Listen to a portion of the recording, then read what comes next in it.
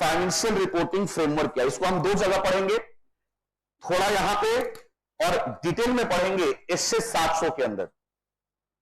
SS 700 जब report बनाएंगे हम लोग रिपोर्टिंग वाले चैप्टर में, तो वहां पे और डिटेल में पढ़ेंगे, लेकिन ये बार बार एप्लीकेबल एफआरएफ आता है, देखो ध्यान से। चलिए, financial reporting framework, financial reporting framework. एक बार बताइए, मान लो एक बच्चा अभी इस क्लास में उल्टा बैठ जाए, है ना, मतलब जैसे इधर क्लास चल रही है और वो उल्टा बैठ जाए, और मैं पढ़ाऊं तो रिस्पॉन्स भी ऐसे दे रहा है, यार ये फ्रेमवर्क नहीं है। क्लास का ना एक फ्रेमवर्क बना हुआ है कि आप टीचर की तरफ देखोगे, स्क्रीन पे देखोगे, ये सारी चीजें आ रहा है समझ में। तो जब फ्रेमवर्क के हिसाब से आप काम करोगे तभी क्या माना जाएगा वो काम ठीक है। तो देखिए, जो लोग फाइनेंशियल स्टेटमेंट बना रहे हैं, क्या उनके लिए कोई फ्रेम है? फ्रेम, अगर कोई फ्रेमवर्क है तो उस फ्रेम में ही बनाना है उनको। मतलब जैसे मान लीजिए हम कंपनीज की बात करें, तो कंपनीज का फाइनेंशियल किसके हिसाब से बनेगा? शेड्यूल था, उसका फ्रेम है, वो आता है समझ में। तो कहता है कि देखिए, फाइनेंशियल रिपोर्टिंग फ्रेमवर्क का मतलब है the basis on which financial statement are prepared are called, जिस बेसिस पे आप फाइनेंशियल स्टेटमेंट को बनाते हो। फॉर्मेट, आप बताइए बैलेंस शीट में उन्हीं आइटम को डालते हो जो बैलेंस शीट में जाने वाले होते हैं। नोट्स टू अकाउंट्स में क्या लिखना है आपको पता होता है। प्रॉफिट एंड लॉस अकाउंट में क्या होना चाहिए, बताइए। एक रूल बुक है कि नहीं? हमारे पास उसके लिए एक रूल बुक है, इंस्टीट्यूट का गाइडेंस नोट है। तो जब हम उस गाइडेंस रूल बुक के हिसाब से फाइनेंशियल बनाते हैं, उसी को हम क्या बोलते हैं? जिस बेसिस पे आप फाइनेंशियल स्टेटमेंट बनाते हो, उसी बेसिस को हम क्या बोलते हैं? Financial reporting framework. देखिए, financial statement are ordinarily prepare and presented annually, बिल्कुल सही बात है। जनरली फाइनेंशियल स्टेटमेंट पूरे साल के लिए बनता है। Are directed towards the common information need of wide range of user, और ये सबके लिए बनता है। ये किसी पर्सन स्पेसिफिक, किसी ग्रुप स्पेसिफिक के लिए नहीं होता, सबके लिए। Such financial statement need to be prepared in accordance with one or combination of the following। देखिए, कहता है कि अगर आपका फाइनेंशियल स्टेटमेंट जनरली इन तीन चीजों का कंप्लायंस कर देता है, तो हम मानते हैं कि वो एज पर एप्लीकेबल एफआरएफ है। मान लीजिए उस फाइनेंशियल स्टेटमेंट में कोई लीगल रिक्वायरमेंट है, जैसे आप कंपनीज एक्ट को दिमाग में रखा करिए। फाइनेंशियल स्टेटमेंट के ऊपर आपको क्यों फाइनेंशियल स्टेटमेंट किसका है? कंपनी का है। तो बताइए, कंपनीज एक्ट 2013 एप्लीकेबल होगा, तो फाइनेंशियल किसके हिसाब से बनना चाहिए? Companies act 2013। Accounting standard ICI issue करता है, उसका कंप्लायंस होना चाहिए। और अदर रिकॉग्नाइज अकाउंटिंग प्रिंसिपल और जो प्रैक्टिसेस हैं, उसका भी कंप्लायंस होना चाहिए। अगर फाइनेंशियल स्टेटमेंट में सारी चीजें हैं, तो हम कहेंगे financial statement as per applicable FRF. आता है समझ में? जो ऐसे याद करिए, जो रूल बुक है फाइनेंशियल स्टेटमेंट बनाने के लिए, रूल बुक, बताइए क्या रूल बुक है? Accounting standard, accounting principle, accounting policy. और अगर उस एंटिटी के ऊपर कोई लॉ एप्लीकेबल है, तो वो लॉ अपने आप में एक बेस है फाइनेंशियल को बनाने के लिए। बताइए, शेड्यूल 3 कहां लिखा है? कंपनीज एक्ट में लिखा हुआ है। तो अगर फाइनेंशियल स्टेटमेंट इन चीजों का कंप्लायंस करता है, तो हम कहेंगे एज पर एप्लीकेबल एफआरएफ। आता है समझ में? तो फाइनेंशियल रिपोर्टिंग फ्रेमवर्क कोई रॉकेट साइंस नहीं है। जिस बेसिस पे हम अपने फाइनेंशियल को बनाते हैं, वही हमारा फ्रेमवर्क है, प्रोवाइडेड वो जो बेसिस है वो एक्सेप्टेबल होना चाहिए, एज पर लॉ होना चाहिए, और इंस्टीट्यूट के अकाउंटिंग स्टैंडर्ड के हिसाब से होना चाहिए। आता है समझ में? चल बताओ, हम ऑडिट क्यों करते हैं? देखिए, अब हम लोग फर्स्ट पेज पे ऑडिट के डेफिनेशन के नीचे कॉन्सेप्ट है, उसको पढ़ने जा रहे हैं। मैंने आपको ऑडिट का डेफिनेशन पढ़ाया था, और इस क्लास में जितने इंसान जीव जंतु अभी हैं, जो दिख रहे हैं नहीं दिख रहे हैं, बहुत सारे लोग यहाँ ऐसे जो दिख नहीं रहे हैं, वो आत्माएं होती हैं, उन सबको ऑडिट की डेफिनेशन तो याद है। बोलो, जो जिनको याद नहीं है वो है ही नहीं, फिर उनके यहां होने का कोई मतलब ही नहीं है। आज इस डेफिनेशन के जस्ट नीचे कहता है कि the person conducting this task, कौन सा टास्क बेटा? ऑडिट। द पर्सन, इसके ऊपर क्वेश्चन आ चुका है एग्जाम में। आरटीपी में तो हर बार आता है, ये एग्जाम में चाहे कम आया हो, लेकिन आरटीपी में हर बार के आरटीपी में इंस्टीट्यूट डाल देता है। ये इतनी अच्छी बातें पढ़ने जा रहे हैं हम लोग। The person conducting this task, बताइए कौन से टास्क की बात कर रहा है? ऑडिट। और कौन सा पर्सन कंडक्ट करता है? Auditor. The person conducting this task should take care to ensure that financial statement would not mislead anybody. बस आप अपने ऑब्जेक्टिव को कई तरीके से सोच सकते हो, और उसमें एक यह है कि देखो यार, मोदी ना कई बार इतना अच्छा बोलता है कि दिल जीत लेता है। गुजरात के किसी टाइम पे उन्होंने सीए इंस्टीट्यूट के फंक्शन में कहा था कि सीए का काम किसी डॉक्टर से कम नहीं है, सीए का काम किसी सैनिक से कम नहीं है। सैनिक देश की रक्षा करता है और ऑडिटर फाइनेंशियल स्टेटमेंट की रक्षा करता है कि उससे कोई मिसलीड ना हो जाए, क्योंकि फाइनेंशियल स्टेटमेंट के भी यूजर्स होते हैं, है ना। गुजरात में कहावत है कि गुजरात में जब घर में कोई बेटी पैदा होती है ना, तो उसके पिताजी सोच लेते हैं कि इसकी शादी में मुझे 1 करोड़ रुपया खर्चा करना है, और वो उसी दिन किसी शेयर में पैसे लगा देते हैं जो किसी अच्छी कंपनी का शेयर होता है। लेकिन ये कैसे डिसाइड होगा कि वो अच्छी कंपनी है? ऑडिट रिपोर्ट पढ़ के, फाइनेंशियल स्टेटमेंट को देख के। तो सोचिए, अगर आप फाइनेंशियल स्टेटमेंट को सही से ऑडिट नहीं करोगे तो आपने उस बाप के साथ धोखा किया, उस बेटी को जो भी पैदा हुई है उसके साथ धोखा किया आपने। तो याद रखिए, हमारा काम किसी सैनिक, किसी डॉक्टर से कम नहीं है। आता है ना समझ में? डॉक्टर तो गरीबों को लूटता है, सीए को देखा करो, सर हम अमीरों को लूटते हैं, सर हमारा प्रोफेशन सबसे अच्छा है, हम गरीबों से तो फीस ही नहीं लेते। कोचिंग की बात नहीं कर रहा हूं, सीए की बात कर रहा हूं। आप बताइए, ऑडिटर के पास, सीए के पास कौन लोग आएंगे इनकम टैक्स भरवाने के लिए? तो पैसे वाले लोग होंगे। ऑडिट करवाने कौन आएंगे? बिजनेसमैन वाले, सर पैसे वाले होंगे। सर इससे वाइस प्रोफेशन तो पूरे ब्रह्मांड में नहीं है। डॉक्टर को देखा करो, गरीबों को भी लूटते हैं। दुआ करते हैं लोगों से कि बीमारी हो, कोरोना फिर से आए। वकीलों को देखा करो, तलाक हो जाए, लोगों को कोर्ट में आए। वकील कहता है कि जब तक तुम्हारे घर के बर्तन नहीं बिक जाएंगे हम मुकदमा खत्म नहीं होने देंगे, तारीख पे तारीख लेते रहेंगे। लेकिन सर ये प्रोफेशन देखो सर, मस्त प्रोफेशन है सर, हम गरीबों को कभी नहीं, हमारे को बद्दुआ नहीं लगती किसी के। देखो ठीक, देखो, the person conducting this task should take care to ensure that financial statement would not mislead. तो बताइए, फाइनेंशियल स्टेटमेंट किसी को मिसलीड ना करे उसके लिए क्या करोगे आप?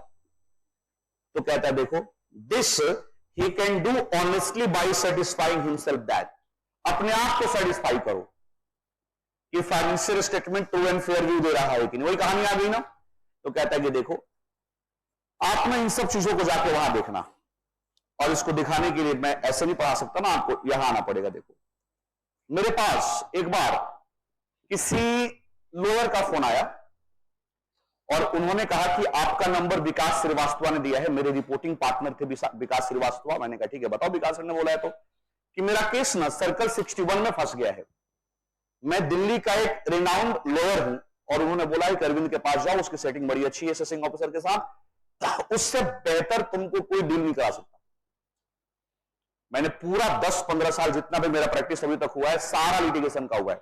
मेरी शादी में 100 आईआरएस ऑफिसर आए थे, तभी मैंने शादी आईटीओ पे किया था कि सारे आईआरएस ऑफिसर आ गए। मैंने हो सकता है पैसे ना कमाए हो, लेकिन नेटवर्किंग बहुत कमाई है। 100 आईआरएस ऑफिसर। मेरे बॉस ने कहा बेटा इतना तो मैं भी इकट्ठा नहीं कर सकता था। मैंने कहा सर ये हमारी अपनी रिलेशनशिप है। तो मैंने कहा ठीक है सर, अगर विकास सर ने मेरे ऊपर विश्वास जताया तो बिल्कुल आपका काम करेंगे।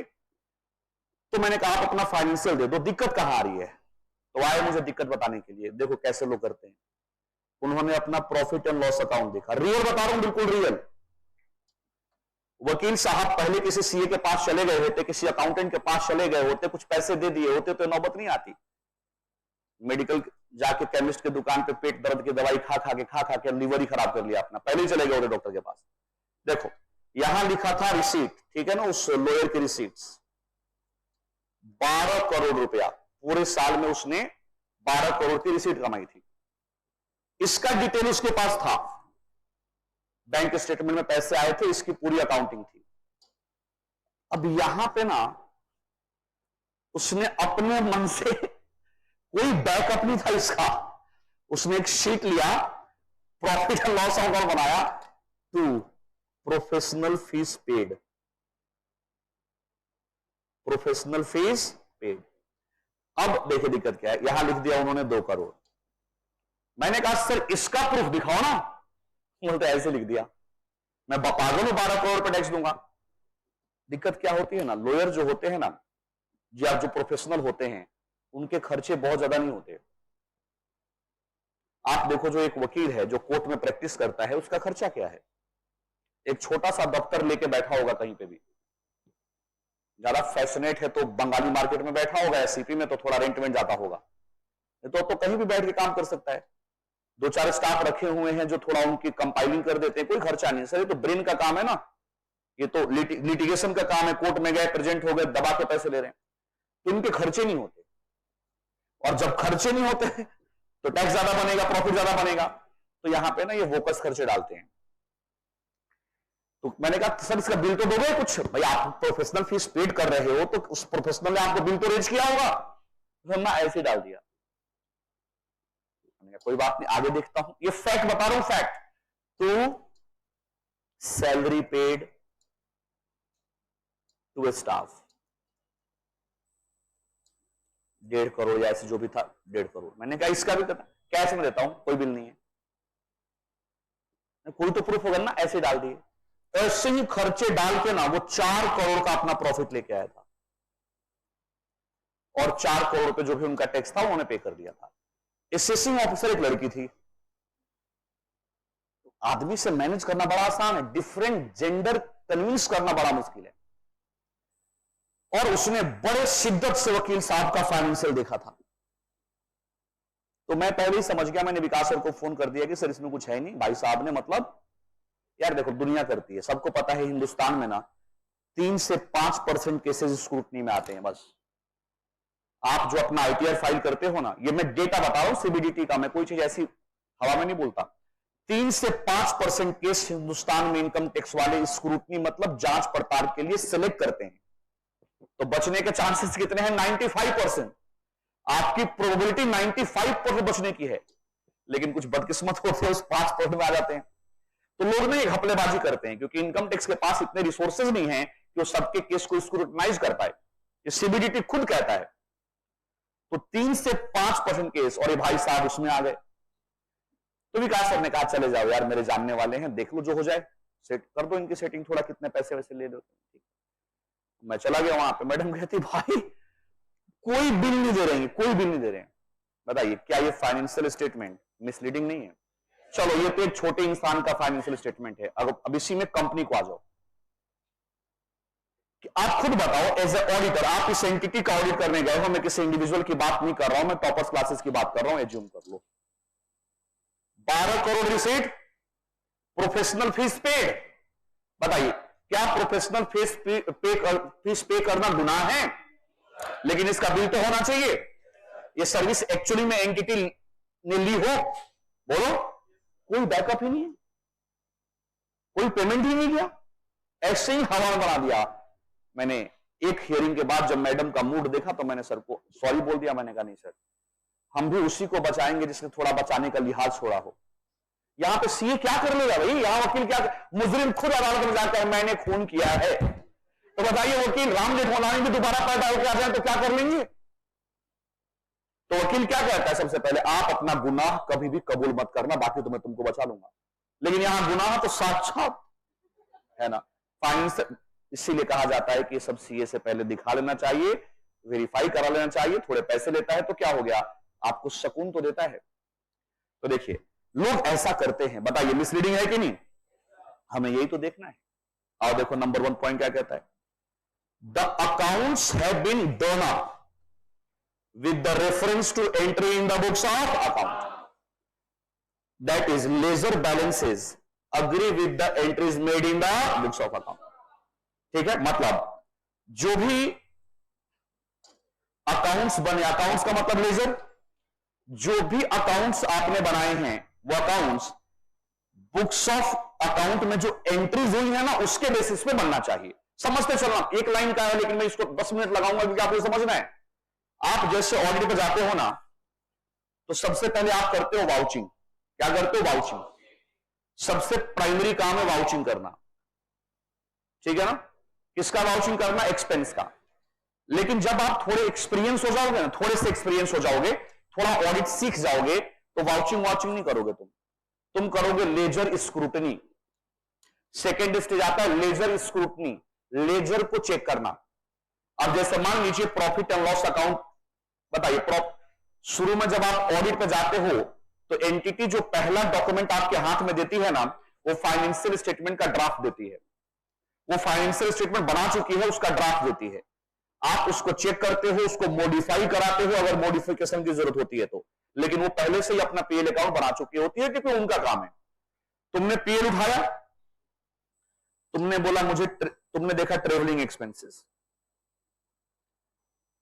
72 लाख, ठीक है, लास्ट ईयर 15-20 लाख रुपए का था। आपने एनालिटिकल प्रोसीजर अप्लाई किया और देखा यार पिछली बार से तो 3 गुना ज्यादा हो गया ये, तो आप क्लाइंट को कहोगे मुझे ट्रेवलिंग एक्सपेंस का लेजर दे दो। अब आप सीधा किसके, अब थोड़ा एक्सपीरियंस हो गया ना आपको, अब सीधा आप क्या कर रहे हो, लेजर की चेकिंग कर रहे हो, लेजर स्क्रूटनी कर रहे हो। जब आप उससे लेजर मांगोगे ना तो लेजर विदाउट नरेशन लाके देगा शुरू में। बोलना बेटा बाप हो तेरा, मैं मुझे लेजर विद नरेशन दे। बताइए बिना नरेशन के आप जनरल एंट्री पास करते हो, बिना नरेशन के क्या समझ में आएगा?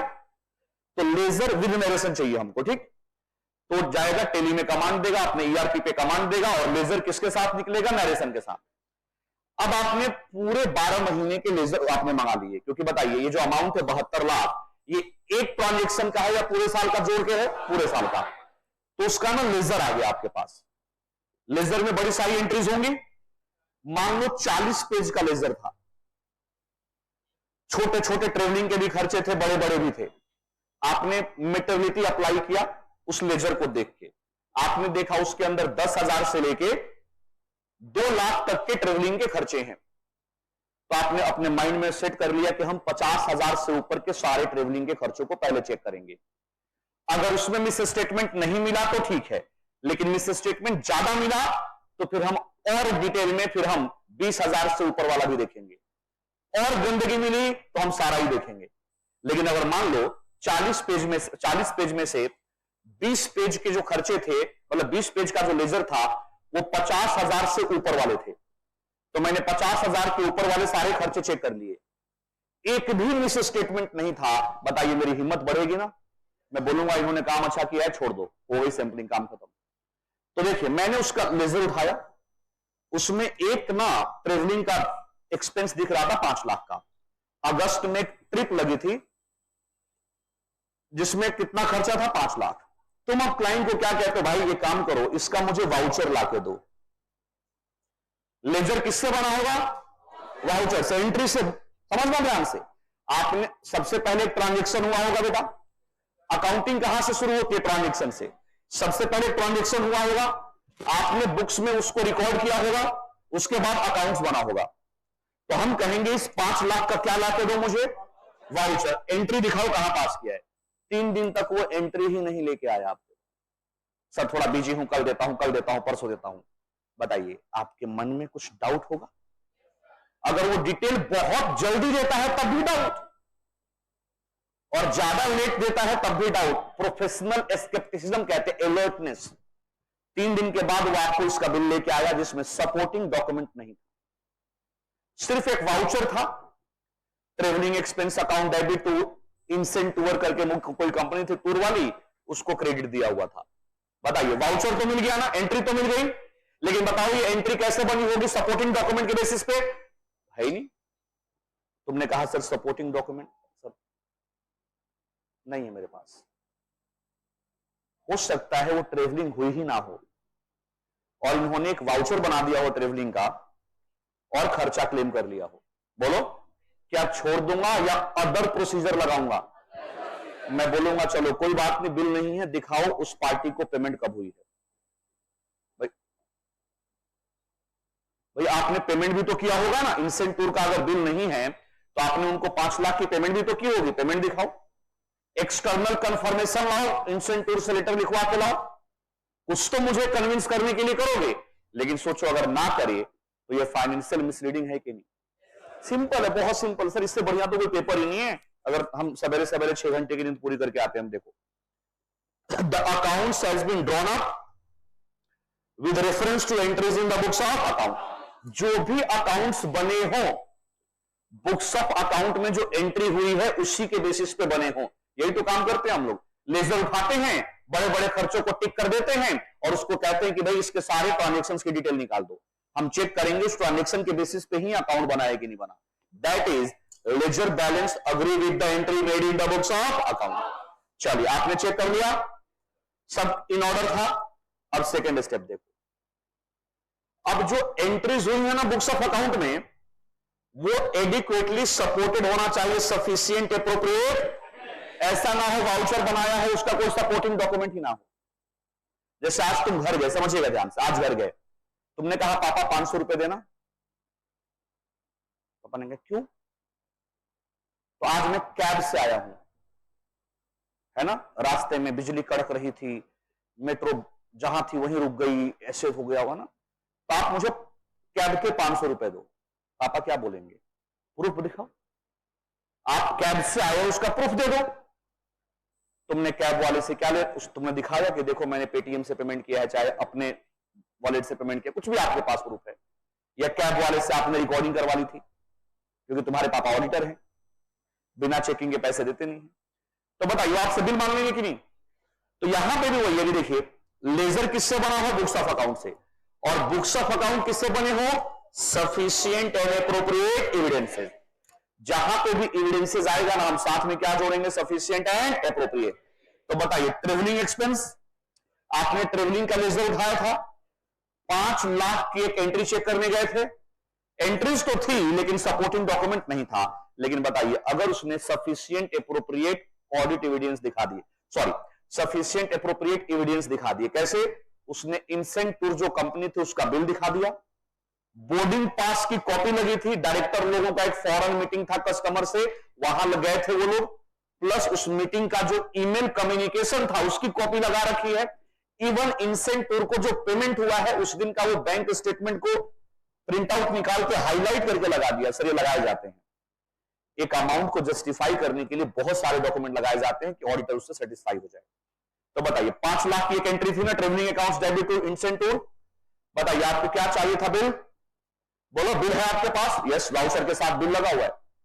आपको बोर्डिंग पास चाहिए फॉरेन ट्रेवल के केस में, बोर्डिंग पास की कॉपी थी। आपको क्या चाहिए? पेमेंट प्रूफ, उसमें पेमेंट का वो बैंक स्टेटमेंट की कॉपी लगा रखी जहां पे पेमेंट हुआ है हाईलाइट करके। और क्या जान लोगे? बताइए, बुक्स ऑफ अकाउंट में जो एंट्रीज हैं उसके लिए सफिशिएंट एप्रोप्रिएट ऑडिट एविडेंस मिल गया आपको। अब आपको क्या कंफर्म हुआ? आप अपने आप को सेटिस्फाई कर चुके हो कि यहां मिसलीडिंग कुछ भी नहीं है, इस मैटर पे मिसलीडिंग कुछ भी नहीं है। Sufficient appropriate evidence are available for entries made in the books of account. आपने देख लिया। चलिए,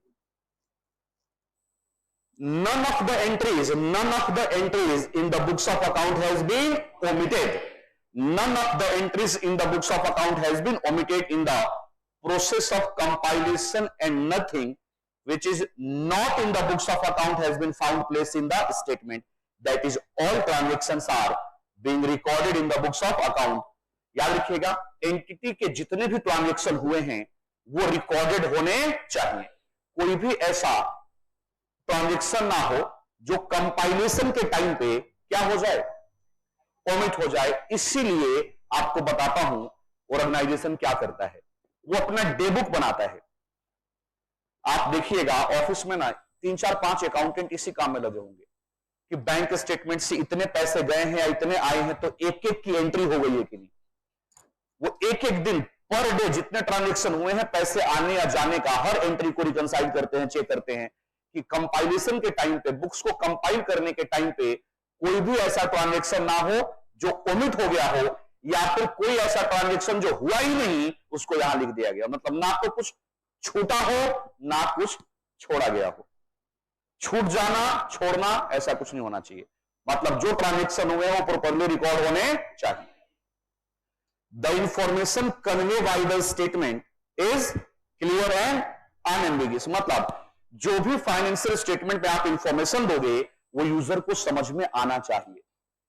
मतलब कुछ ऐसे टर्म्स मत यूज कर देना कि यूजर उसको समझ ही ना पाए। मतलब जो एक्सेप्टेबल इंग्लिश होता है उसी के टर्म में आपको देना है। Information content in the financial statement is clear and unambiguous. मतलब कोई ऐसा वर्ड मत यूज कर देना जो यूजर को समझ में ना आए, मिसलीड करे। जैसे कि एग्जांपल देके समझाता हूं। सीपी में एक लॉ फर्म है, उसने डिसाइड किया कि लॉयर्स को ना हम यूनिफॉर्म खुद देंगे। देखो क्या होता है ना, ऑफिस में ना आप मेहनत करके बुलंदी हासिल कर सकते हो, लेकिन आपका जो बैकग्राउंड है ना आपका पीछा नहीं छोड़ेगा। आप अमीर तब बनोगे, आप मतलब मैं किसी की बात कर रहा हूं, अपने ऊपर मत ले लेना। आप अमीर तब बनोगे जब आप खुद कमाओगे। कई बार ऐसा भी होता है ना, मां बाप बहुत पैसे वाले नहीं है, तो एक लॉ फर्म में कुछ ऐसे हादसे हो गए, 2-3 मीटिंग हुई और वहां पे कुछ लॉयर्स को भेजा गया क्लाइंट के पास मीटिंग करने के लिए। इंडिया की टॉप 3 लॉ फर्म में आती थी वो लॉ फर्म। तो जिन बंदों को मीटिंग करने के लिए भेजा गया वो हाईली टैलेंटेड थे, लेकिन किसी गरीब फैमिली से आते थे। तो जो बॉस उनके साथ गया ना, तो उनका जो यूनिफॉर्म था, जो ड्रेस था, वो उसको अच्छा नहीं लगा। तो उसने डिसाइड किया कि नहीं यार, जब तुम अपने घर से निकलते हो और ऑफिस आते हो ना, तो ऑफिस में आने के बाद तुम्हारी पहचान बदल जाती है। आप देखा करिए केपीएमजी बिग 4 के जो लड़के होते हैं, जो ऑडिट पे जाते हैं, इनको स्टाइपेंड अच्छा मिलता है, लेकिन फिर भी ये गरीब होते हैं।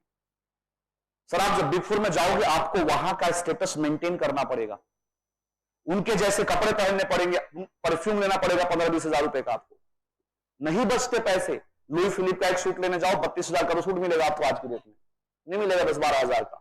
टाई लेने जाओगे प्रॉपर 4-5 हजार की टाई मिलेगी। जैसा भेष वैसा भेष। उसका ओनर टी शर्ट जींस में आ सकता है, लेकिन क्योंकि आप एम्प्लॉय हो, आपको वो डेकोरम मेंटेन करना है।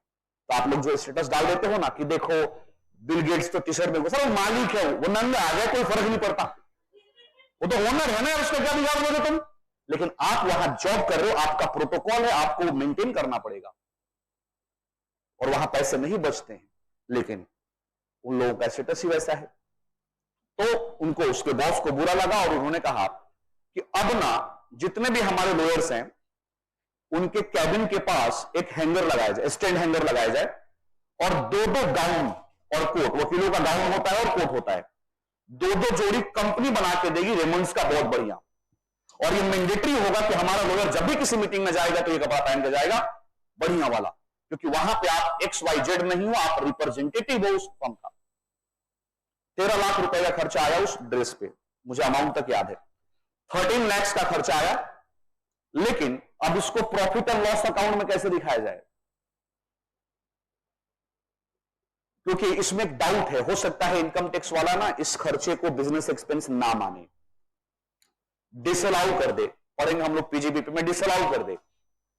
तो किया क्या था, अकाउंटेंट ने इसको जनरल एक्सपेंस में डाल दिया था। होता नहीं मिसलेनियस एक्सपेंस, पीयर में देखा होगा आपने जनरल एक्सपेंस। जबकि आपका फाइनेंशियल रिपोर्टिंग फ्रेमवर्क क्या कहता है कि आपके टोटल एक्सपेंस का कोई एक्सपेंस अगर 1% से ज्यादा है तो उसको आपको अलग से डिस्क्लोज करना होता है, आप उसको जनरल एक्सपेंस में नहीं डाल सकते। अचानक से ऑडिटर ने क्या देखा, अरे जनरल एक्सपेंस इतना बढ़ गया है, उसने जनरल एक्सपेंस का लेजर निकलवाया और जनरल एक्सपेंस में अचानक से एक एंट्री देखी 13 लाख की। उसने कहा ये क्या है, उन्होंने कहा ये यूनिफॉर्म है, मुझे याद नहीं आ रहा क्या नाम दिया था उन्होंने, कोट यूनिफॉर्म या कुछ ऐसे दिया था, ये क्या, और ये जनरल में कैसे आ गया, जनरल एक्सपेंस थोड़ी ना है। और उसने क्लाइंट को कहा कि आप अपने पीएल में इसको सेपरेटली दिखाएं, इसको सेपरेटली दिखाएं, क्योंकि ये मिसलीड कर रहा है।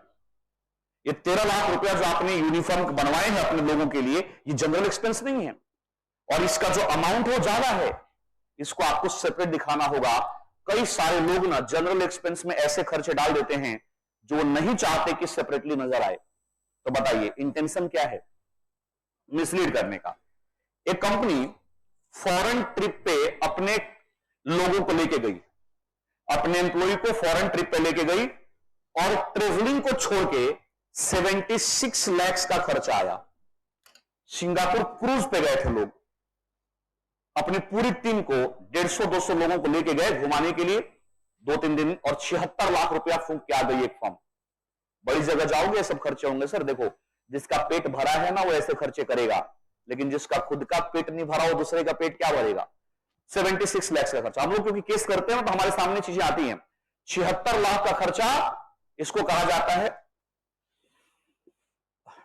Outside expenses. आउटसाइड बाहर गए थे वहां पे खर्चे हो गए, लेकिन पता है इसके ऊपर ना कई सारे जजमेंट है, जो कुछ लोग मानते हैं बिजनेस एक्सपेंस नहीं है, कुछ फेवर में भी जजमेंट है और कुछ अगेंस्ट भी है। तो कंपनी ने डिसाइड किया होगा कि यार अगर इसको हमने अलग से दिखाया ना तो इनकम टैक्स वाला तो क्या करेगा, इसको डिसअलाउ कर देगा, इतने से प्रॉफिट बढ़ा देगा। तो इन्होंने क्या किया, इस खर्चों के 2-3 टुकड़े कर दिए, कुछ ट्रेवलिंग में डाल दिया, कुछ कन्वेंस में डाल दिया। ट्रेवलिंग तब बोला जाता है जब एक शहर से आप दूसरे शहर जाते हो, कन्वेंस जब विद इन द स्टेट होता है, विद इन द सिटी। अब देखो इन्होंने खर्चों को थोड़ा थोड़ा स्प्लिट करके 3-4 हेड में मिक्स कर दिया। बताइए ये गलत है कि नहीं?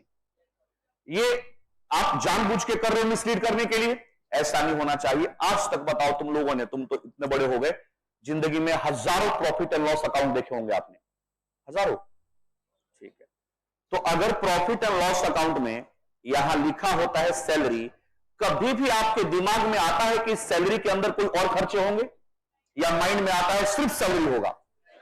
बस वही देखना है, कहीं ऐसा तो नहीं कि सैलरी के आड़ में कुछ ऐसे एक्सपेंसेस यहां डाल दिए गए हों जो कहीं और बिलोंग करते हों, पर्सनल नेचर के हों, और यहां पे छुपा के उसको क्लेम किया जा रहा हो। बताइए अगर ऐसा है तो ये मिसलीडिंग है कि नहीं?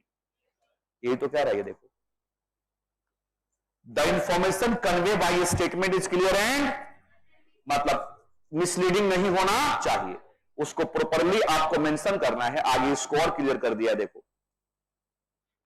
The financial statement amount are properly, revenue है तो रेवेन्यू, कैपिटल है तो कैपिटल, क्लासिफाई प्रॉपरली होना चाहिए। जो रेवेन्यू है वो पीएल में आएगा, अगर कैपिटल एक्सपेंस है तो आप उसको कैपिटलाइज करो और डेप्रिसिएशन क्लेम करो। तो प्रॉपर क्लासिफिकेशन होना चाहिए, प्रॉपरली डिस्क्राइब होना चाहिए वो, और प्रॉपरली डिस्क्लोज होना चाहिए in conformity with the applicable accounting standard. Accounting standard के हिसाब से क्लासिफिकेशन, डिस्क्रिप्शन और डिस्क्लोजर उसका होना चाहिए। The statement of account present a true and fair, फिर आ गया देखो true and fair, of the operational result end of the assets and liabilities, that is financial statement reflect true and fair view of the financial position. कहता है कि जिस financial statement का आप audit करने जा रहे हो, इंश्योर करो कि आप कुछ ऐसा कमाल करोगे वहां पे कि वो फाइनेंशियल स्टेटमेंट किसी को मिसलीड ना करे। उसके लिए आपको 4-5 ड्यूटी परफॉर्म करनी है। नंबर 1, जो भी अकाउंट्स बने हो वो बुक्स ऑफ अकाउंट के थ्रू बने हो, जो भी अकाउंट्स बने हो बुक्स ऑफ अकाउंट एंट्रीज के बेसिस पे बने हो। जितना बुक्स ऑफ अकाउंट में एंट्रीज है उसके लिए सफिशिएंट एप्रोप्रिएट एविडेंसेस होने चाहिए। आता है समझ में? अकाउंट्स को कंपाइल करते टाइम कोई भी ट्रांजैक्शन, कोई भी एंट्री ओमिटेड नहीं होनी चाहिए, और कोई एंट्री अगर नहीं है तो उसको भी यहां जगह नहीं देना, मतलब जो है वही होना चाहिए। आता है समझ में? स्टेटमेंट आपका स्पीकिंग होना चाहिए, स्टेटमेंट मस्ट बी स्पीकिंग, मतलब सबको समझ में आए। कोई भी ऐसा टर्म उसके अंदर नहीं होना चाहिए जो यूजर उसको समझ ही ना पाए, है ना? इसी को बेटा आगे चल के मैं बताऊंगा, फेयर प्रेजेंटेशन। दुनिया में 2 तरीके के फाइनेंशियल स्टेटमेंट बनाए जाते हैं, एक होता है फ्रेमवर्क प्रेजेंटेशन और एक होता है फेयर। इंडिया फॉलो करता है फेयर। जो मैं बना रहा हूं वो फेयर है, आपको समझ में आएगा। एक होता है खाना पूर्ति करना, जैसे बताओ रात को बारिश हुई ना, बोलो क्या चाह रहे थे कि मैसेज आ जाएगा कि आज क्लास नहीं है, सर ओले पड़ जाए, भूकंप आ जाए, दुनिया खत्म हो जाए, टॉपर्स क्लास कैंसिल नहीं होती। ठीक है, चलिए ध्यान सुनो, ऐसा कभी उम्मीद मत करना। तो मान लो सवेरे मम्मी ने उठ के बोला तुम लोगों को, बेटा जा बाहर से कपड़े लिया, बालकनी से गीले हो जाएंगे। समझना ध्यान से, गए तुम लोग, क्या ले आए? कपड़े। मैं जाता तो कपड़े के अलावा जो और सामान है ना वो भी ले आता। सोचिए ध्यान से, मम्मी ने क्या बोला इन लोगों को? अब ये लोग लकीर के फकीर, जितना मम्मी ने कहा उतना ही किया ना। पढ़ी लिखी लड़कियां ऐसी होती हैं, लेकिन अगर वो पढ़ी लिखी नहीं है ना, घरेलू लड़की है, तो कपड़े तो लाएगी, साथ में ये भी देखेगी और क्या गीला हो रहा है। This is called fair. और इन्होंने क्या काम किया? फ्रेमवर्क, जो कहा वो कर दिया, खाना पूर्ति कर दी। और फेयर में क्या होता है? खाना पूर्ति के अलावा मेरी इंटेंशन ये भी है कि यूजर को समझ में आए। इंडिया में जो हम फाइनेंशियल बनाते हैं ना, वो फेयर बनाते हैं। खाना पूर्ति तो करते हैं, जो फ्रेमवर्क है उसका तो ध्यान रखते हैं, साथ में इस बात का भी ध्यान रखते हैं कि सामने वाले को समझ में आ जाए। इसीलिए आपका जो फाइनेंशियल स्टेटमेंट है वो क्लियर होना चाहिए, अनएम्बिगियस होना चाहिए, कि सामने वाले को समझ में आए। एग्जाम्पल के लिए तुमको यूज किया, इसका वास्तविक जीवन से कोई संबंध नहीं है। चलो, जो भी फाइनेंशियल स्टेटमेंट में अमाउंट है वो प्रॉपरली क्लासिफाइड हो, प्रोपरली डिस्क्राइब हो। बिल्डिंग लिखा होता है तो क्या मानते हो, बिल्डिंग होगी ना प्रोपरली डिस्क्राइब, एंड उसका डिस्क्लोजर अकाउंटिंग स्टैंडर्ड के कंफर्मिटी के साथ होना चाहिए। आ रहा है समझ में? क्या अकाउंटिंग स्टैंडर्ड अकाउंटेंट के लिए मैंडेटरी होता है? यस, तो उसका कंप्लायंस होना चाहिए। End of the day financial statement true and fair view reflect करना चाहिए। अगर इतना काम आप वहां पे करते हो तो हम ये एज्यूम कर लेते हैं कि जिस फाइनेंशियल स्टेटमेंट आपने ऑडिट किया है वो मिसलीडिंग नहीं है। मैं चलूं आगे? चलिए चलिए जरा टिक करो, आ जाओ। हमने मीनिंग एंड नेचर कर लिया, हमने जनरल पर्पस फाइनेंशियल स्टेटमेंट पढ़ लिया था, एफआरएफ पढ़ लिया हमने, ट्रू एंड फेयर समझ लिया, ऑब्जेक्टिव ऑफ ऑडिट कर लिया था, प्राइमरी ऑब्जेक्टिव हो गया था, सेकेंडरी बोलो, यहीं पे टाइम खत्म हो गया था ना। चलिए आ जाइए, प्राइमरी तो हो गया था ना, कई बार डिस्कस कर लिया हम लोगों ने। सेकेंडरी में क्या पढ़ रहे थे हम लोग? Detection of miss statement. देखिए यहां आ जाइए, एज पर एस से 240 है ना, कोई बताएगा एस से 240 क्या होता है? Auditors responsibility in respect of fraud. देखिए समझना ध्यान से, हमारा प्राइमरी ऑब्जेक्टिव क्या है? देखो बार बार मैं पूछ रहा हूं, आपको लगता होगा यार इस सिलेबस को आगे लेके चलिए गए। भाई साहब जो आप पढ़ रहे हो ना, आपका कोई भी क्वेश्चन आएगा उसके आंसर में सब चीजें यूज करनी पड़ेंगी आपको। ये बेसिक्स है, ये आपके ऑडिट का एसेंस है, तो इसको तो तोते की तरह आपको याद करना है। देखिएगा हर आंसर में हमें इस टर्म्स को कहीं ना कहीं यूज करना होगा। तो बताइए हमारा primary objective to obtain reasonable assurance that financial statement as a whole are free from. लेकिन बताइए कोई कुछ रिस्पॉन्सिबिलिटी सेकेंडरी भी तो होती है। अब वो क्या कहता है? Primary responsibility of prevention, detection and correction of miss statement is the management duties.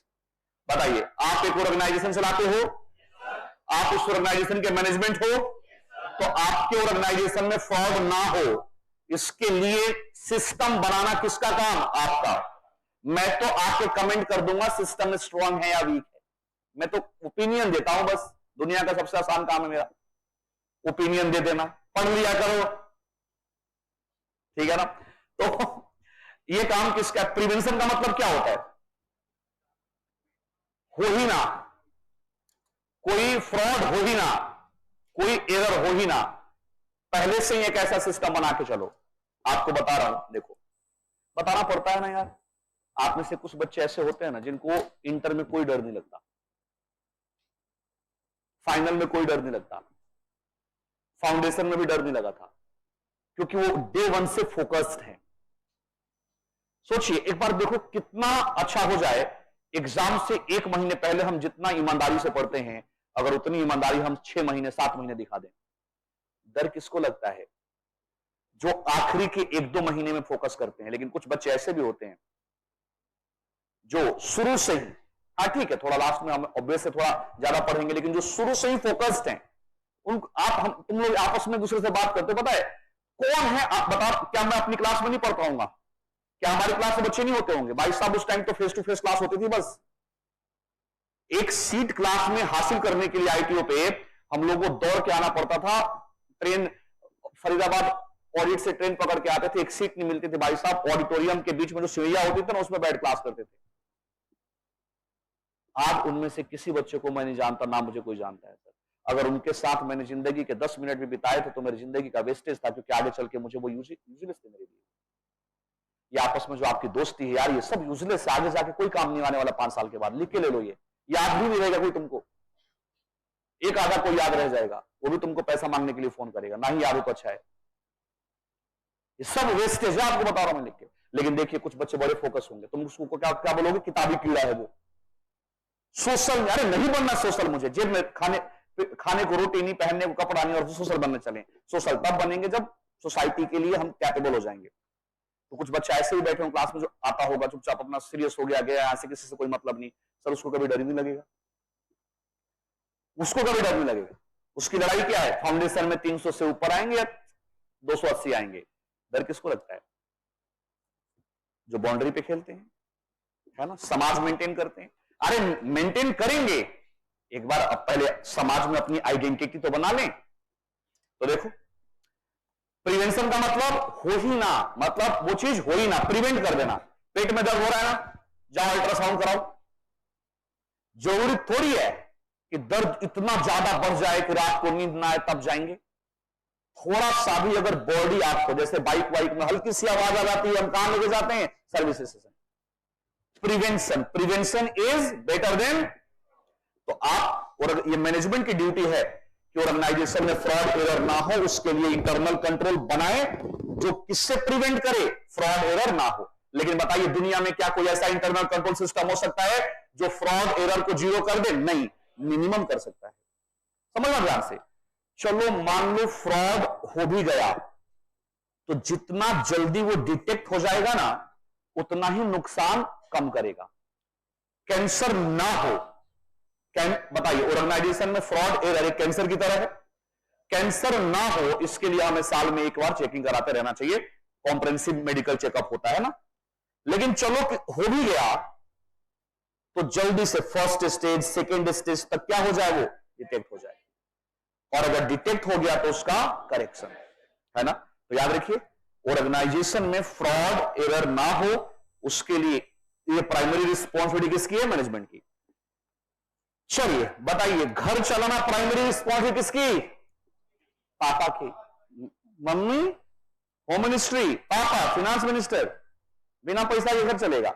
लेकिन सपोज पापा की तबीयत खराब हो गई, पापा 2 महीने के लिए बेड रेस्ट पे चले गए, क्या हमारी जिम्मेवारी उस केस में नहीं आ जाती? बोलो। तो कहता है कि देखिए, however if there are any doubtful situation, आप ऑडिट पे हो ना, ऑडिट परफॉर्म कर रहे हो, 3 दिन से बिल मांग रहे हो, दे नहीं रहा 5 लाख का, डाउट आ रहा है मन में। If there are doubtful situation that some material statement में एग्जिस्ट, 3 दिन से 5 लाख का बिल मांग रहे हो, अब तो हद हो गई। जाता हूं उसके कैबिन में तो मुंह घुमा के बैठ जाता है, वॉशरूम में घुस जाता है, कुछ तो बात है। बोलो। However, if there are doubtful situation that some material misstatement may exist, auditor should extend his, हम उसको इग्नोर नहीं कर सकते, हम अपने प्रोसीजर को बढ़ाएंगे। कब तक? जब तक वो जो डाउट आया है वो डिस्पेल ना हो जाए या कंफर्म ना हो जाए। डाउट या तो कंफर्म होगा या डिस्पेल होगा, मतलब खत्म हो जाएगा। आ रहा है समझ में? ऑडिट में not reveal all the miss statement, बिल्कुल सही बात है सर। ऑडिट हर तरीके के मिस स्टेटमेंट को रिवील नहीं कर सकता। क्यों? Due to inherent limitation. हमारे ऑडिट के कुछ इनहेरेंट लिमिटेशंस होते हैं जिसकी वजह से हम 100% मिस स्टेटमेंट को रिवील नहीं कर सकते। अब देखो, ये लाइन ना आपकी जिंदगी के लिए ऑडिट के दुनिया में सबसे इंपॉर्टेंट लाइन। मुझे एक बार बताइए, एक डॉक्टर किसी पेशेंट की सर्जरी कर रहा है और वो पेशेंट मर गया, तो क्या डॉक्टर के ऊपर मर्डर का केस चलता है? अगर ऐसा होता ना तो डॉक्टर किसी की सर्जरी करता ही नहीं। एम आई राइट? तो देखिए, हां, लेकिन कबीर सिंह पे केस चला था। बोलो, कबीर सिंह नहीं देखी आप लोगों ने? ठीक, कोई बात नहीं। कबीर सिंह पे केस चला था क्योंकि कबीर सिंह दारू पी के सर्जरी कर रहा था और ये मेडिकल प्रोफेशन के लिए मिसकंडक्ट है। बोलो। लेकिन अगर डॉक्टर सेंस में है और फिर सर्जरी कर रहा है, उसने मेडिकल लाइन के जो बेसिक प्रिंसिपल्स थे उनका पालन किया, कंप्लायंस किया उसका, फिर भी पेशेंट की डेथ हो गई, डॉक्टर नॉट हेल्ड लायबल। बोलो। बिल्डिंग गिर गई, इंजीनियर को पकड़ा गया, इंजीनियर ने कहा सर मैं कोई भगवान नहीं हूं, मैंने ना एक कोर्स किया है, उस कोर्स में ना कुछ प्रिंसिपल्स दिए गए हैं, मैंने इस बिल्डिंग के कंस्ट्रक्शन में उन सारे प्रिंसिपल का कंप्लायंस किया है, ये रहा पूरा डिटेल। बिल्डिंग फिर भी गिर गई तो मैं क्या करूं? बताइए, इंजीनियर को जेल भेज दोगे? सर भेज ही नहीं सकते, अगर ऐसा होता तो कोई इंजीनियर बिल्डिंग बनाता ही नहीं। वैसे ही देखिए कितनी अच्छी लाइन लिखी हुई है, if auditor perform his work in accordance with basic principle governing and audit, underline करो, basic principle governing and audit. Exam में 8 नंबर का क्वेश्चन आता है और आपके इंस्टीट्यूट में इसी को डाल दिया है आखिरी चैप्टर में, जबकि टॉपिक किसका था? फर्स्ट चैप्टर का। If auditor perform his work in accordance with, हमारे कुछ बेसिक प्रिंसिपल्स होते हैं, है ना। एक बच्चा फाउंडेशन में फेल हो गया, अब तो उस बिल्डिंग में ना जाने का मन नहीं करता। तुम्हारी वो बिल्डिंग है, तुम्हारी वो जो बिल्डिंग है तुम्हारी, है ना, तुम्हारी वो जो बिल्डिंग है ना U86 वाली, अर्ली बर्ड में ना बहुत सारे बच्चे आए अपने पास और उनका नहीं हुआ क्लियर, तो अब रिपीटर बैच में आते हैं। अब वो मुझे जान गए तो नमस्ते करते हैं, मैं जानबूझ के मजे लेता हूं, तुम लोग हो कौन?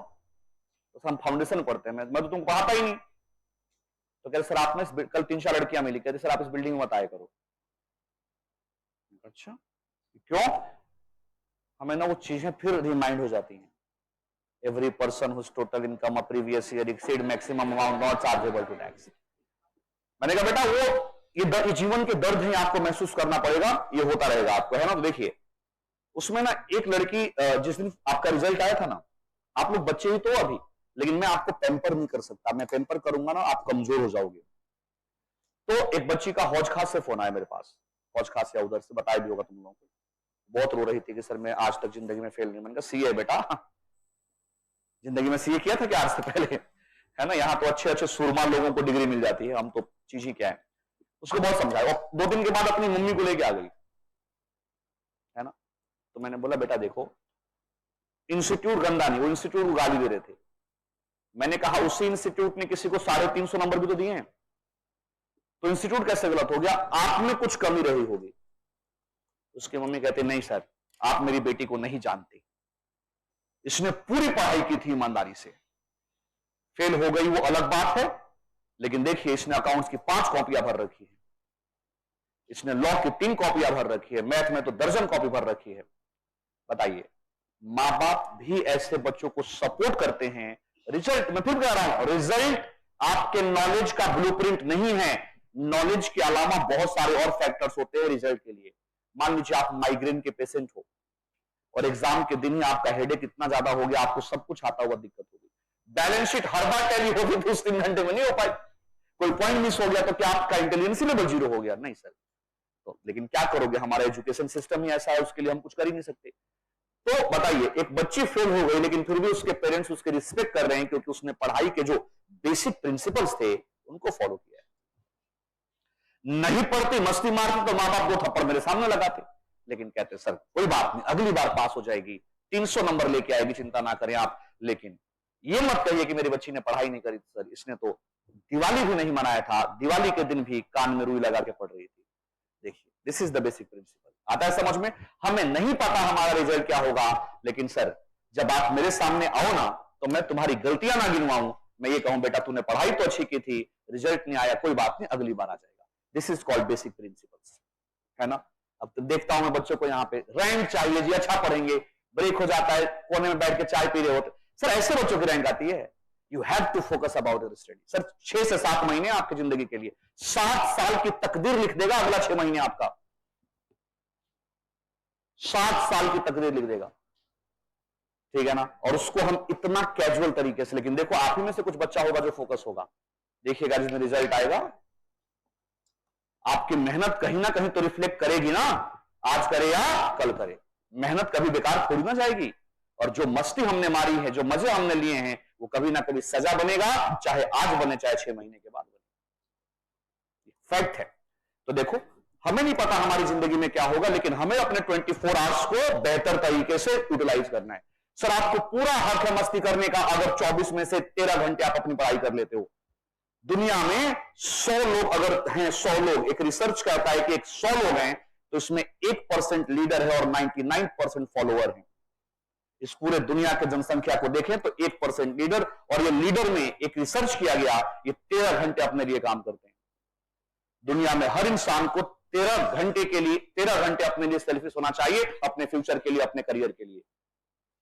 तो आप जिस दिन आपको लगे कि आज मेरा 13 घंटे का कोटा पूरा हो गया, आपको जो मर्जी करना है करें, लेकिन 13 आवर्स आपको अपने करियर पे, अपने लाइफ के ऊपर खर्च करना है। नियम बना लीजिए, एवरेज से 1 घंटे ज्यादा आप मस्ती करो, कितने घंटों में? 11 घंटों में। सो घूमो फिरो, वो आपके लिए 11 आवर्स आपके पास है, 13 आवर्स अपने प्रोफेशन को दे दो बस।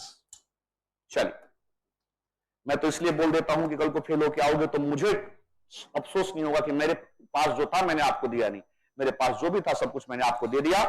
देखिए, if auditor perform his work in accordance with basic principal, है ना? If auditor perform his work in accordance with, he cannot be held liable for the non detection of misstatement। अगर मैंने basic principle follow किया है और कल को वहां फ्रॉड पकड़ा जाए, मेरी कोई जिम्मेवारी नहीं, मेरी कोई प्राइमरी रिस्पॉन्सिबिलिटी नहीं थी फ्रॉड पकड़ना, वो तो मेरी सेकेंडरी थी। मेरी प्राइमरी रिस्पॉन्सिबिलिटी क्या थी? रिपोर्ट देना, मैंने दिया। और अगर मैंने अपने बेसिक प्रिंसिपल को फॉलो किया है, उसके बावजूद भी वहां कोई फ्रॉड पकड़ा गया तो मेरी कोई रिस्पॉन्सिबिलिटी नहीं है। आ रहा है समझ में? जैसे डॉक्टर भी अपना बेसिक प्रिंसिपल फॉलो करता है, उसके बाद अगर पेशेंट मर गया तो मर गया, ठेका दे रखा किसी का? भगवान ने बुला लिया उसको, अच्छा इंसान था, भगवान को उसकी जरूरत थी। मैंने अपना बेसिक प्रिंसिपल फॉलो किया, बात खत्म। तो वैसे ही हमारे कुछ बेसिक प्रिंसिपल से हम लोग पढ़ेंगे उसको। अगर मैंने ऑडिट के दौरान अपने बेसिक प्रिंसिपल को फॉलो किया है और बाद में उसी साल कोई फ्रॉड पकड़ा गया, मेरी कोई जिम्मेवारी नहीं, क्योंकि मैं कोई इन्वेस्टिगेटिंग ऑफिसर नहीं हूं, मैं वहां फ्रॉड पकड़ने नहीं गया था। मेरी तो प्राइमरी रिस्पॉन्सिबिलिटी क्या थी? फाइनेंशियल स्टेटमेंट पे अपनी ओपिनियन देना। आ रहा है समझ में? इनको अंडरलाइन करके वेरी वेरी इंपॉर्टेंट मार्क कर लेना, ठीक है? बोलो। चलिए, however if he कौन है? Auditor. he notices material misstatement resulting from fraud, he should communicate the same to। लेकिन मान लीजिए ऑडिट के दौरान आपको कहीं फ्रॉड डिटेक्ट हो गया, तो आपकी ड्यूटी है किसको रिपोर्ट करोगे? मैनेजमेंट को। If misstatement are found, he should ensure their appropriate disclosure either in financial statement by management or in audit report। अगर आपको कहीं मिसस्टेटमेंट मिल गया, फ्रॉड मिल गया, तो आप इंश्योर करें कि आप मैनेजमेंट को इंटीमेट करेंगे और मैनेजमेंट क्या करे? उसको रिपोर्ट करे अपने एनुअल रिपोर्ट में। पढ़ाऊंगा मैं आपको आगे चल के section 143 subsection 12, fraud reporting responsibility of auditor. अगर आपको रीजन टू बिलीव है कि 1 करोड़ से ऊपर का फ्रॉड है, तो ऑडिटर की ड्यूटी है कि सेंट्रल गवर्नमेंट को इंटीमेट करे। सीधा हमारा रिश्ता किसके साथ है? Central government. अगर ऑडिट पे 1 करोड़ से ऊपर का फ्रॉड आपने डिटेक्ट किया, आपको रीजन टू बिलीव है कि यहां फ्रॉड 1 करोड़ से ऊपर का है, तो आप सीधा किसको रिपोर्ट करोगे? पूरा प्रोसीजर दिया है 143 सबसेक्शन 12 के अंदर। और अगर 1 करोड़ से कम का है तो मैनेजमेंट को इन्फॉर्म करोगे। मैनेजमेंट अपने बोर्ड ऑफ डायरेक्टर्स की जो रिपोर्ट बनती है ना, बोर्ड रिपोर्ट, एनुअल स्टेटमेंट में वहां डालेंगे। अगर नहीं डालते तो मैं अपने ऑडिट रिपोर्ट में डालूंगा। मैं फ्रॉड ढूंढने नहीं गया था, मुझे मिल गया, और जैसे मुझे मिला मेरी रिस्पॉन्सिबिलिटी आ गई तो रिपोर्ट। आता है समझ में? तो क्या कल को मान लीजिए मेरे से फ्रॉड पकड़ा नहीं गया, लेकिन वहां फ्रॉड है, तो क्या मैं जिम्मेवार हूं? नहीं, अगर मैंने बेसिक प्रिंसिपल अच्छे से फॉलो किया है तो। समझ में आ रहा है? पक्का?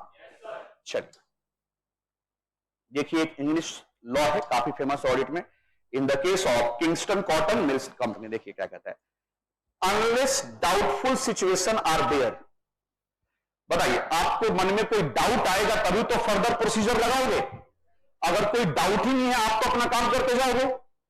Unless doubtful situation are there, auditor is totally justified in relying upon the management employ of the client. एक चीज बता, कंपनी ने 2000 लैपटॉप परचेज किया था नेहरू प्लेस से, 2000 अपने एम्प्लॉइज के लिए। मैं ऑडिट कर रहा हूं, मैंने 2000 इनवाइसेस मंगा लिए, 2000 लैपटॉप के बिल्स थे, प्रॉपर पेमेंट थी।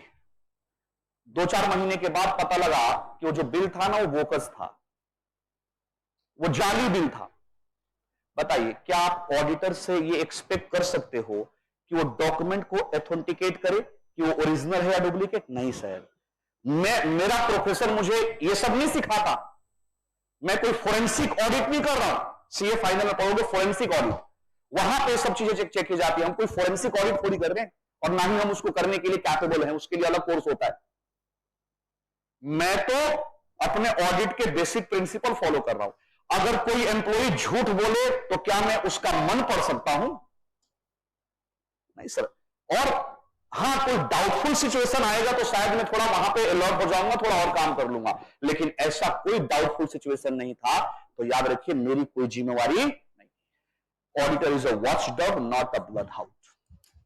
हमें अलर्ट रहना है सर, आ रहा है समझ में? तो कहता है, ये देखिए, आपकी सेकेंडरी रिस्पॉन्सिबिलिटी है फ्रॉड के रिस्पेक्ट में, प्राइमरी नहीं। हाँ, और सेकेंडरी भी कब? जब कोई डाउटफुल सिचुएशन आपके सामने आ जाए। हमारा काम वहां जाके फ्रॉड पकड़ना नहीं है। हाँ, अगर फ्रॉड आपको मिल गया during the course of audit तो आपका काम बढ़ जाता है, आपकी रिपोर्टिंग बढ़ जाएगी, लेकिन इसका मतलब यह नहीं कि मैंने ऑडिट कंक्लूड कर दिया और वहां पे कोई फ्रॉड डिटेक्ट हो गया तो मेरे को गवर्नमेंट कहेगी या मेरे को एजेंसी कहेगी कि तुम भी रिस्पॉन्सिबल हो। मुझे तो क्या ध्यान रखना है? Basic principle governing and audit, basic principles होते हैं ऑडिट के, अगर मैंने उनका पालन किया है तो मेरे ऊपर कोई लायबिलिटी नहीं। आता है समझ में? ध्यान रखोगे? चल।